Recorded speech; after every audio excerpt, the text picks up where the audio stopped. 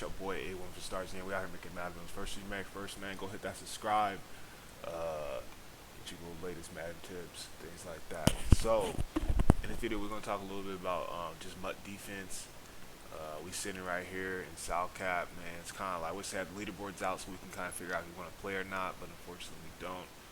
But I just kind of want to talk about just MUT defense, what's helped me get to like the top like 50. I've been up there for a cool minute, but I'm like slowly dropping down. And I lost my last game, so I kind of want to just chill out until the tournament. So that's kind of, I guess, boring, but at the same time, you just gotta be smart about things. Just not have to like get in there. But it would be cool to have a leaderboard so you know if you need to play or not. But I think I'll take my chances of being like at 65, 70 by the time the thing ends. I think that should be a cool enough spot, so I don't have to worry too much. But let's talk a little bit about defense, man, for like MUT. Kind of give you guys some tips. I know sometimes guys don't like to spend a lot. I get that. I think the better cards you pull, you should put less abilities on them. And the guys that aren't as good, I feel like you guys should be putting abilities on them. For example, what I'm doing on defense is you notice that none of my DBs, none of them have any abilities on them. I don't use Isaiah Thomas as a DB. Plus, he has a run stopping thing with Stonewall. But like, they don't have abilities. The reason they don't have abilities is because I put chemistries on them.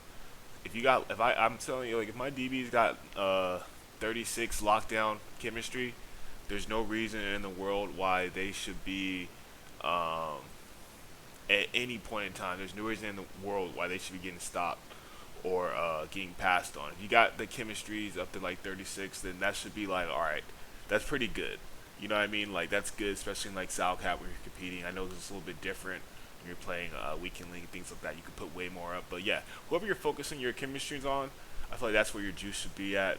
That's how I kind of feel. So you get overpowered like pass givers. Now to compensate for that, that also helps out like my right side linebacker, which is a very important aspect of my defense. He can pass coverage. He might drop. He might come. I don't have nothing on him because he's one of my better players on the front seven. If not my second, yeah, other than Sam Mills, he's my best player in the front seven that's going to handle business. So I don't have nothing on him.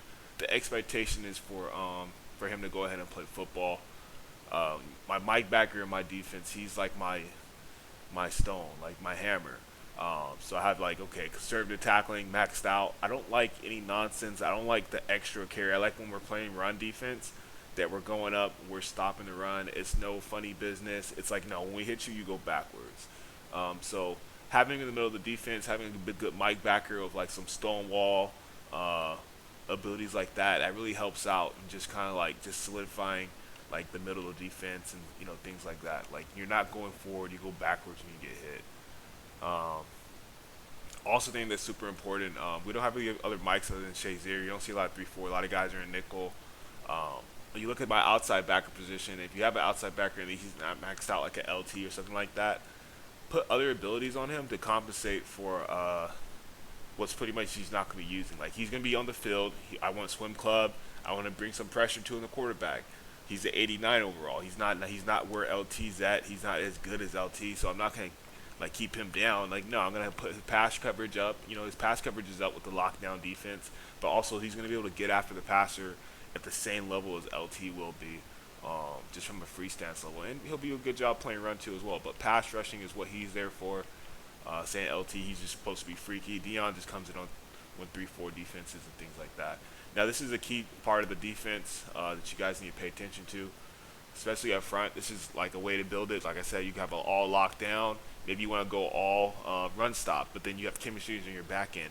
Like whatever you can do, like enhance your team to max out, then I think that's something you should do. Like overpower the pass game, abilities on this, or you might just want to be just straight lockdown coverage and just go all DBs. Everybody on DBs are on lockdown. Like you could do that too. There's a bunch of different things that you can do in order to like kind of step your defense up. I kind of thought about it for a little bit, but I feel like when it comes to stopping the run, I feel like that's the most important thing to stop the run. So abilities on defense and the D line that we have some big bubbas. We've got our captain card, and then we have Richard Seymour. Um, Richard Seymour is going to have to hold down the front. He's got reach elite and stonewall. Therefore, when he's breaking through tackle in the line of scrimmage, he's going to be able to go ahead and kind of knock guys backwards when he gets the hands on them. Same thing goes with Clover too as well. He's a smaller guy, but if he gets hands on the quarterback or the running back, the guys are going to stop where they're at It's not going to be like diving forward, so it's going to cancel those big time runs where guys are going like 3, 4 yards when you hit them. Like that gets annoying, you know what I mean? And on the back end behind him, you got guys like Chase Young and then Chris Jones kind of just coming here and fill. These guys are just him for killing purposes. I don't really see them playing.